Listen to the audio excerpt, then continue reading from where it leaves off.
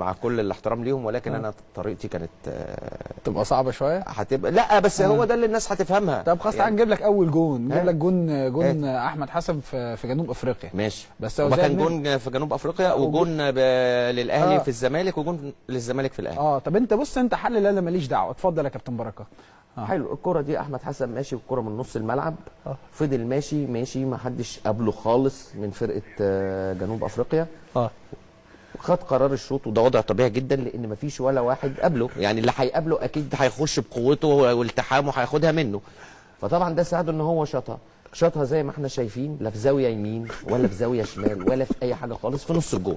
يعني الجون يمسكها ياخدها على صدره.